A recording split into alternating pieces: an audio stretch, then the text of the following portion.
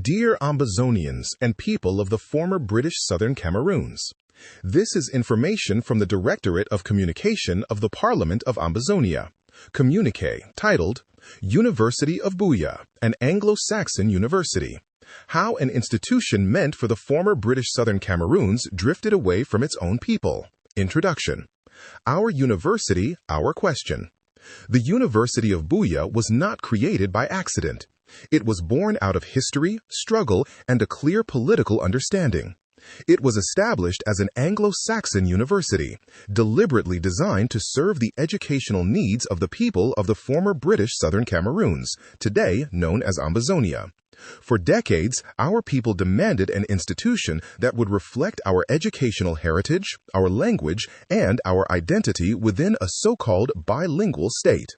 When the University of Buea was finally created in 1993, it was welcomed as a long-overdue acknowledgement of that demand. Yet today, we are compelled to ask a painful and unavoidable question. How did an Anglo-Saxon university, created for our people, become a space where English-speaking indigenes are denied admission, while French-educated applicants and professors increasingly dominate? This article speaks from our lived experience as Ambazonians. It is not written in hostility, but in truth. It is not written to divide, but to expose an injustice that must be addressed if peace, reconciliation, and coexistence between the two Cameroons are ever to be meaningful. 1. Our historical foundation was clear. The former British Southern Cameroons developed under British administration with an Anglo-Saxon system of education, law, and governance. English was not merely a subject, it was the language of instruction, thought, and intellectual formation. When reunification occurred in 1961, it was on the basis that two distinct peoples with two distinct systems would coexist in mutual respect. Education was one of the pillars of that agreement. For decades, however, our educational system was steadily eroded. Francophone institutions expanded into our territory, while our Anglo-Saxon heritage was treated as secondary or optional. The creation of the University of Buea was therefore not a gift. It was a partial restoration of what had been lost. Its mandate was unambiguous: to operate primarily in English, to reflect Anglo-Saxon academic traditions, to serve the English-speaking population of the former British Southern Cameroons. Any deviation from this mandate is not neutral. It is political. 2. English is our educational reality, not a technical obstacle. One of the greatest injustices confronting students of the former British Southern Cameroons, now known as Ambazonia, today is the way English has been weaponized against them. Our children are taught in English from pre-nursery through secondary school. They write their examinations in English. They study mathematics, science, history, and literature in English. English is not a foreign language to us. It is the medium through which we think, learn, and reason. Yet we now see a situation where an Ambazonian student who has completed their entire education in English is denied admission into the University of Buea because of failure in a single subject called English. At the same time, students educated entirely in French, whose intellectual formation has occurred in a Francophone environment, are admitted after meeting alternative criteria or for just having a passed mark in French language.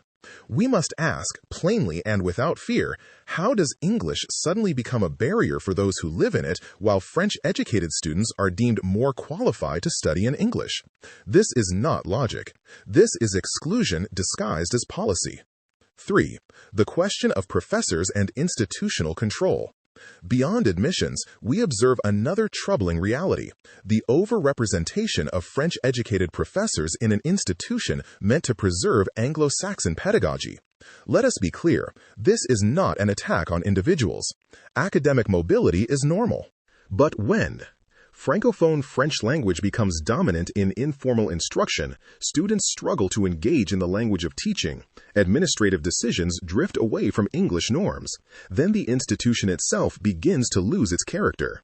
An Anglo-Saxon university is not defined only by its name, but by how it teaches, how it evaluates, how it governs, and whom it ultimately serves. When these foundations erode, the university ceases to fulfill its original purpose. 4. This is not an isolated issue, it is structural. What is happening at the University of Buea does not exist in isolation. It reflects a broader Ambazonian experience. Our legal system has been marginalized. Our administrative traditions have been absorbed. Our language has been treated as subordinate. Our institutions have been repurposed. Education is simply where the injustice becomes most visible because it touches our children and our future. When Ambazonian students are excluded from their own university, the message is unmistakable. Even the institutions created for us are no longer ours. 5. Peace cannot be built on educational injustice.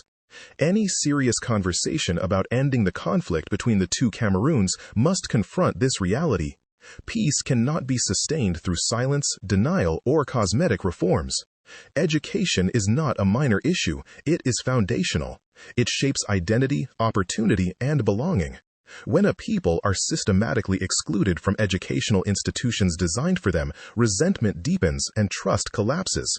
If reconciliation is to mean anything, then admissions policies must be fair, institutional mandates must be respected, and historical agreements must be honored. 6. Why this injustice must end now. Ambazonians are not asking for privilege. We are asking for consistency, fairness, and respect for history. If a student has been educated entirely in English, that reality must be recognized. If a university was created to serve an Anglo-Saxon system, that system must be protected.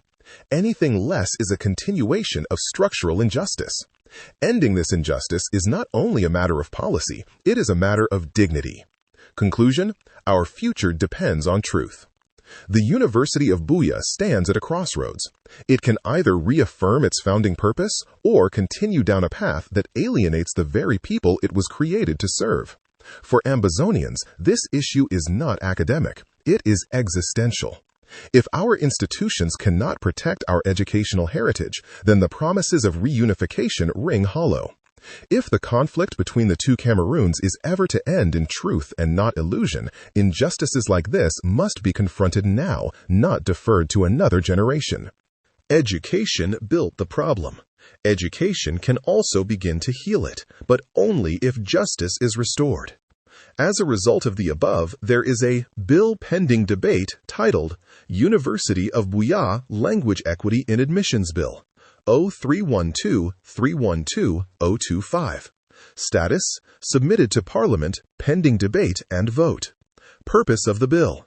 This bill seeks to regulate language-based admission requirements at the University of Buea and to prohibit discriminatory English language barriers against indigenes of the former British Southern Cameroons who have undergone their education entirely in English.